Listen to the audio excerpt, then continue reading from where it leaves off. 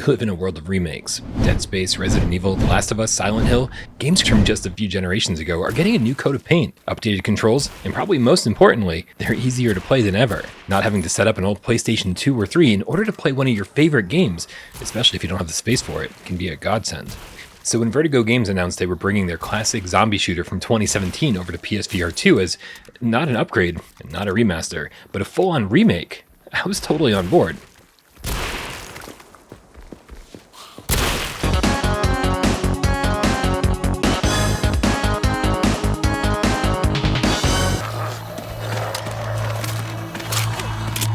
In case you never played Arizona Sunshine, here's how it all works. You're dropped into the middle of a zombie apocalypse, and apparently it's been a while since the last time you've seen another non-infected person, because the second you hear a human voice on the radio, you make it your mission to set out and find them. It's not a particularly story-heavy game, but that won't stop the protagonist from talking pretty much non-stop about everything he sees, and talking to the zombies that he calls Freds.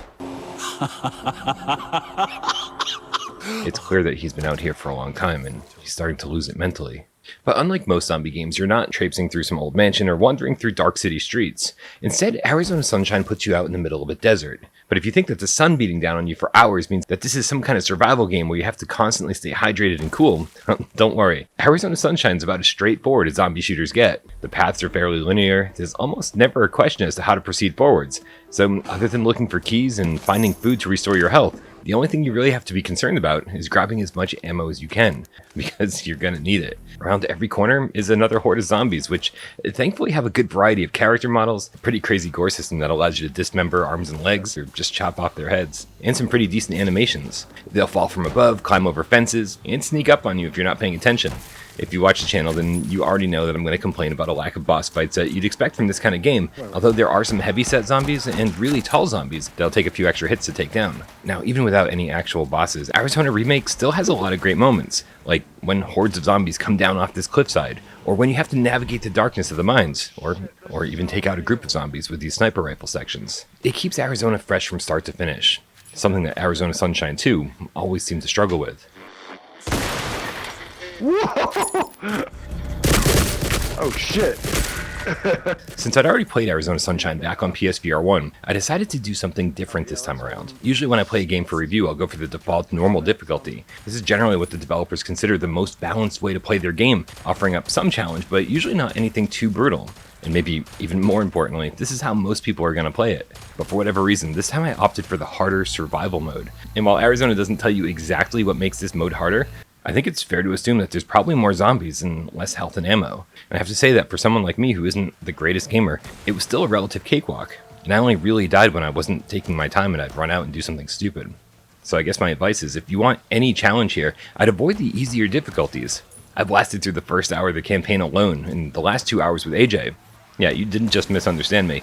Arizona Sunshine is a 3-hour game, which is something I didn't remember at all about the original. I guess in 2017 I was still acclimating to full locomotion with the Move controller, so I probably died a whole lot more than I did with the Sense controllers. Or maybe I've just evolved into a total badass. Stop sneaking up on me. Hey, zombies! It's great that all the DLC is included here too. I personally never cared for the Dead Man DLC. It reuses a ton of environments from the main campaign, and clocking it at just under 45 minutes, it's so short that it almost feels pointless. But the Damned DLC, which I played through alone and took my time with, was great. It's an all-new location, a new main character, which, as generic as he is a breath of fresh air compared to the alternative. And this part of the adventure just feels tight. Starting up on top of a bridge and slowly making your way down, deeper and deeper into the dam below, it means the environments are constantly changing, you're always looking for keys and keycards to move forward, and I think I like this DLC as much as the campaign itself. The 4-player horde mode returns too, although as expected it takes way too long to get challenging, meaning it's the kind of thing I'm going to play once with friends, and then never again. Although I do have to say that it was pretty awesome seeing this trailer park go from dry and barren at the beginning of Wave 1 to completely soaked in blood by the end of Wave 30. Plus it's nice to see all the maps included, and makes this feel more like Arizona Sunshine, the complete edition, rather than Arizona Sunshine, the remake.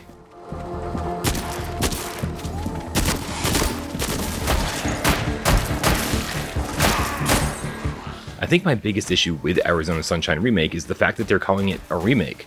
Now, don't get me wrong, I'm thrilled that they've updated the game to work on PlayStation VR2, with first and foremost, better looking environments. You might think you remember what Arizona Sunshine looks like, but let me assure you, you do not. Despite some heavy reprojection here, everything looks drastically better, almost on par with Arizona 2. And thankfully, Remake also includes better controls, which means adaptive triggers that give you the perfect level of resistance when firing every weapon, and even tell you when your magazine's empty. I mean, even grabbing the handle of a locker door or a drawer provides the smallest level of haptic feedback, all of which really adds to the immersion. Vertigo's even somewhat improved the gameplay by giving us the inventory wrist slots from After the Fall in Arizona 2. But if you're remaking the game, why not optimize it to improve the load times? Or just get rid of the load times between sections altogether? It's so weird to open a gate, take a step forward, then hit a load screen just to end up in the exact same spot, but without any of the stuff you tried to bring with you. Dude, I was out of inventory slots, so I carried this explosive gas can with me the entire level, just so a random load screen could take it away from me. This level of immersion breaking hasn't been common in game design since the early 2000s, so what's it doing here? And yeah, there's a couple minor complaints, like trying to pick up the exact item you want is still hit or miss, even with the on-screen indicator. And while it's great that you can actually climb ladders now instead of just teleporting to the top of them, there's still a ton of places that force you to teleport down off ledges. I mean, come on guys, just give us a jump button. I shouldn't be surprised to see this though, it's how Arizona Sunshine 2 operated as well, but that doesn't make it any less disappointing. It was...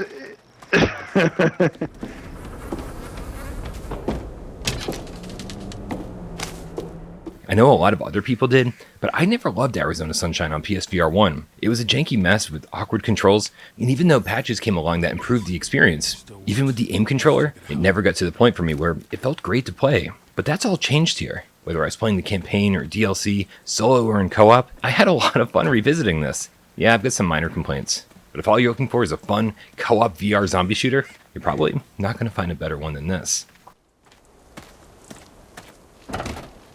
Oh.